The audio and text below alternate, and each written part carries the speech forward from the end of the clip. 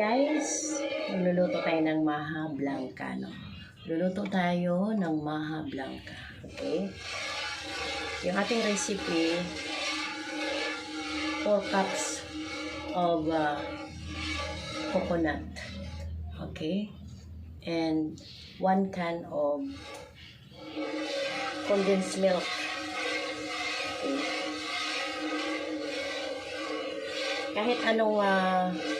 Kahit anong gatas pwede, basta condense. Meron din tayong iba para masimot siya. Yan.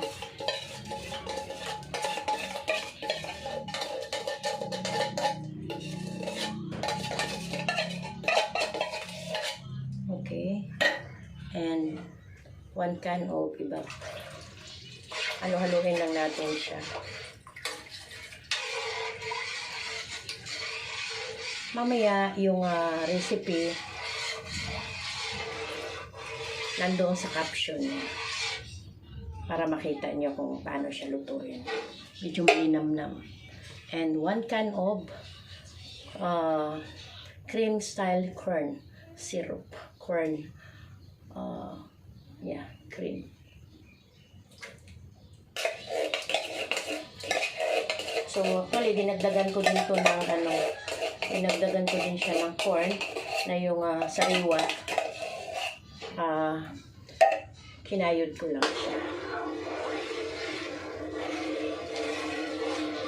Halo-haluin mo lang siya hanggang mag-dissolve yung mga ingredients.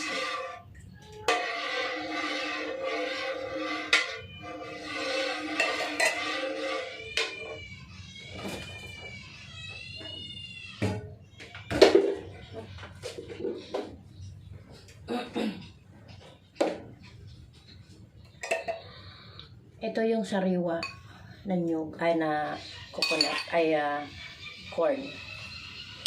Para malinamnam.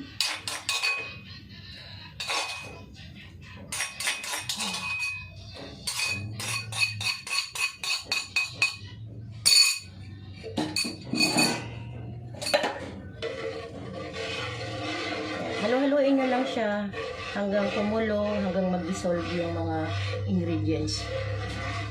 Then, habang naghahalo-halo ka, habang inaantay mo siyang kumulo, magtunaw ka na ng 2 cups of cornstarch and 2 cups of water.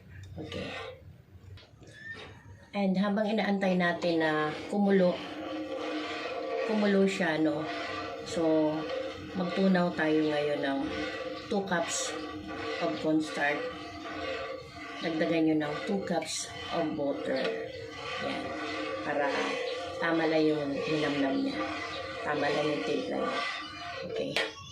Antayin natin siyang kumulo ng mga 10 minutes.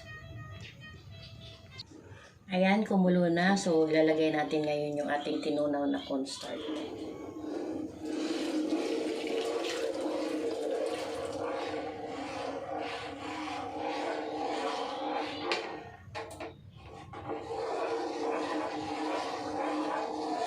So, huwag nyo hihinto yung paghahalo, no? Medyo mangangalay ka talaga. Kasi, kapag hininto mo, hindi lalo pag hindi pantay yung luto, hindi siya masarap.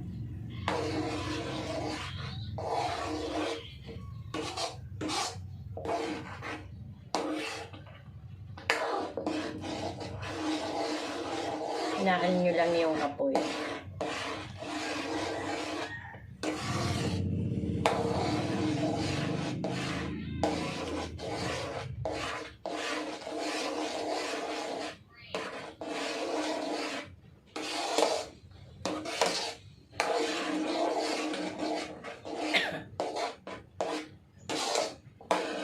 Mga 5 minutes lang, okay na yan.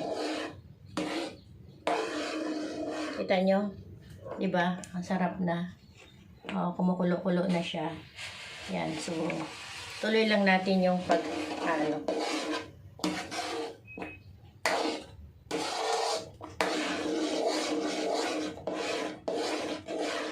pinapawisan na ako. Ganun talaga kapag nagluluto ka. Mainit kasi. Diba?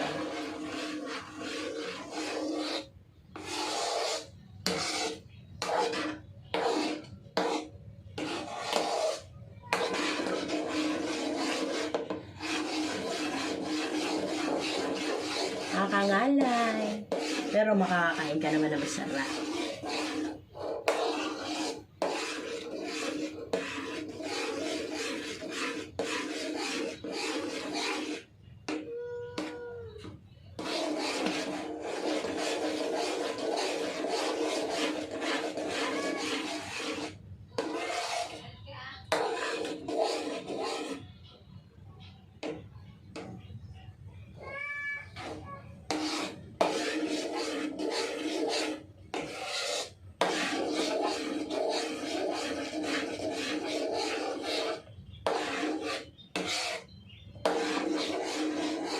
Ngayon, itatry natin siya.